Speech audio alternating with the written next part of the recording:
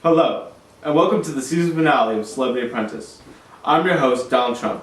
We've had a very busy season this year. We've resurrected numerous figures from the Gilded Age, and now we're down to the final 5. I'm going to interview each contestant one-on-one to see who moves on to the final 2. From the final 2, whoever I like best will become the Celebrity Apprentice. Now, let's bring in the first contestant, Andrew Carnegie.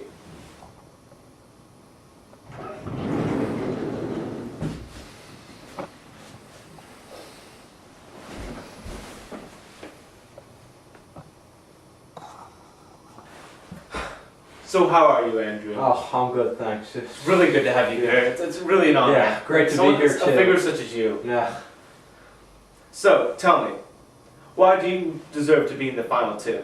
I mean, steel is used for just so many things, like cars and trucks and railroads and planes, and can't even mention, probably because I forgot. But, I mean, I've also used vertical integration. That was a major thing. Taking control of every step of the steel industry, every building block, one by one. And that has just kept the ball rolling up to today for things in modern society, which has just resulted in the growth of big corporate giants. Wow, Mr. Carnegie, I can totally relate to that. In addition, like any man with a ton of money should do, I give back to society. I've started Carnegie Hall, Carnegie Mellon, Carnegie Libraries, a ton of other Carnegie stuff that I can just keep going on and mentioning, but I know you have a ton of more important things to do than this. That could not be any truer. Thank you so much, Andrew. It's been a pleasure.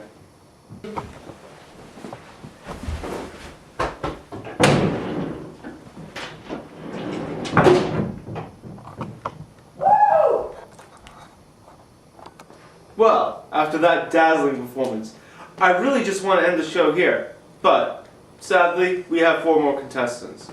So, let's bring on the next contestant to get this show over with. Dr. James Naismith.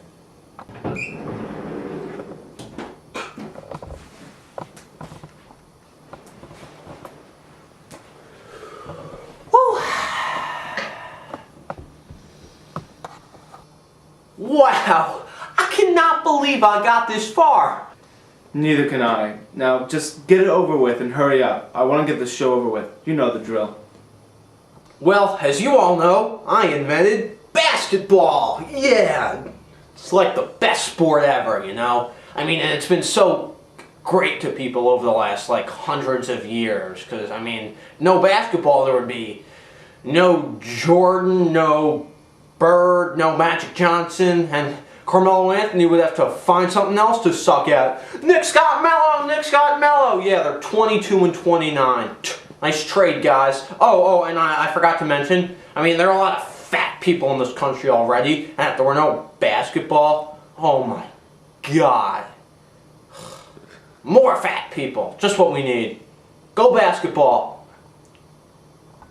Doc, let me put it to you straight. No one cares about basketball. I'm really sorry I have to do this to you. You're fired. Oh, gee whiz, D-Trum. I'm just as important as those other guys. Please, just give me a chance. I promise I'll do well. Just let me give me a chance. Security! Okay, I'll leave!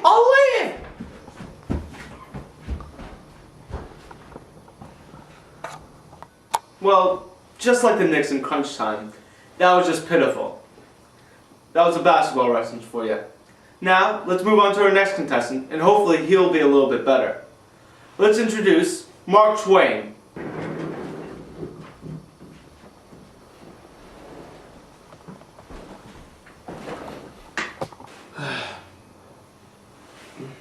How are you, Mr. Twain? Well, how are you? Okay, what makes you worthy of being my apprentice?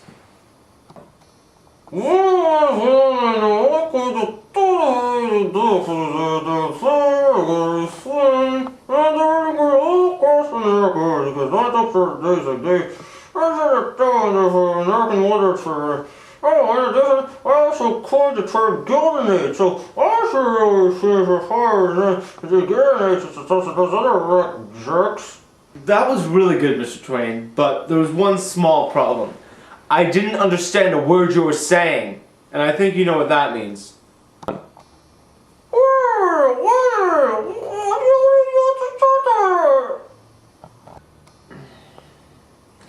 You're fired.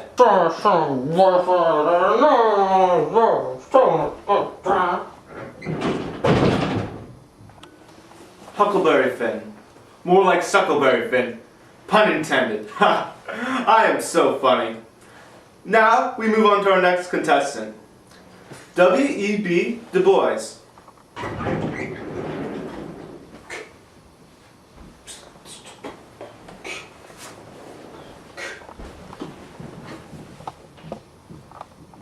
Yo, what's good, T-Dog? That's Mr. Trump to you. Yo, chill, man, it's all good. Listen, as you may or may not know, I founded the NAACP, or the National Associations for the Advancements of Colored People.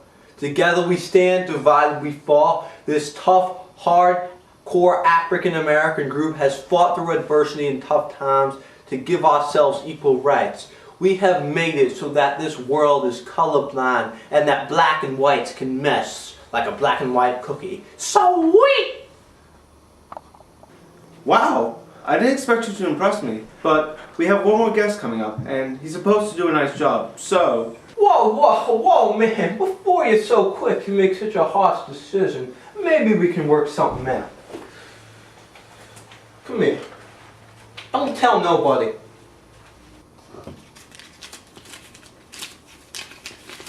$65, I like it. Alright, just don't tell anyone about this. This will be the second biggest secret I've said too much. Now, get out of here. I'll see you next round. Yo, you trying to say something, man? No. Just get out of here before I change my mind. Aight, man, aight. Don't worry about it, it's all good. Keep it real.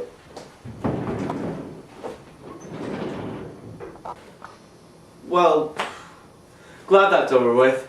Remember to delete that part when we're done editing, okay? Now, on to our next contestant, Charles Darwin.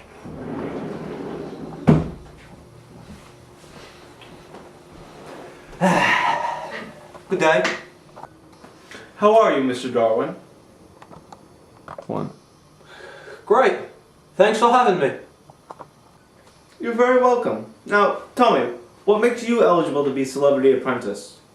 Well, as you may or may not know, I had an epic journey to the Galapagos Islands where I came across the most amazing theory that we as humans evolved from chimpanzees consisting of over hundreds and hundreds of years until here we are today.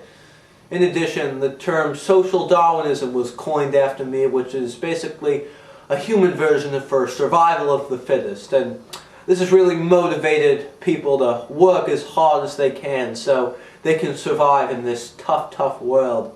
I've also written a ton of books. If you'd like to have one, I'd be more than happy to give you one. Well, thank you, but no thanks. I don't need any of your books, but I'm really sorry to tell you this because you're actually really like the perfect candidate, but one of the finalists is locked in, and the other one, well, don't worry about it. But I'm really sorry to tell you this, Mr. Darwin, but you're fired. What? That's it? After all that hard work I did for nothing?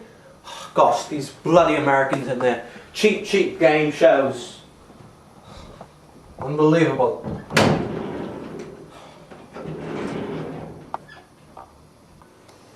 Well, it's been a grueling 10 minutes or so, and we've reached, finally, our final two. Now, we're going to have our final two contestants, Andrew Carnegie and W.B. Du Bois, state their legacy and how they've impacted society even today, past the Gilded Age. And then we'll see who will become the Celebrity Apprentice. I'll break the ice, Mr. Trump. The NAACP has fought hard to give African Americans equal rights. My fearless leadership has finally led us to a place of equality and happiness. There was nothing that we couldn't do. Though people hated us and turned against us, we fought through adversity and hard times and turbulence, and we finally got to a place where we wanted to. We are finally considered equal, and in this world, we are such a more united place when whites and blacks can coexist. Alright, that was good. Now it's your turn, Mr. Carnegie. That was nice, but I'll show you why I really deserve to be the Celebrity Apprentice. My impact with steel has been so critical in society. Everywhere you look, you see examples of what I do, whether it's on cars, on buildings, or anywhere else. I've really started a trend for rich, powerful, wealthy businessmen who not only are powerful, but they also give back to their community, which is what they should do. I've also started Carnegie Mellon and all my other colleges and thousands of people. Without me, there wouldn't be this amazing mankind that we know today and are aware of, which is why I deserve to be the Celebrity Apprentice. Well, I think I've heard all I need to hear. And it's very clear to see who the winner is. Although people like Dr. James Naismith, Mark Twain, or Charles Darwin, or even W. Du Bois made enormous contributions to the Gilded Age, Andrew Carnegie's innovations with the steel industry had the largest impact and affected the world as a whole. Congratulations, Mr. Carnegie, you won.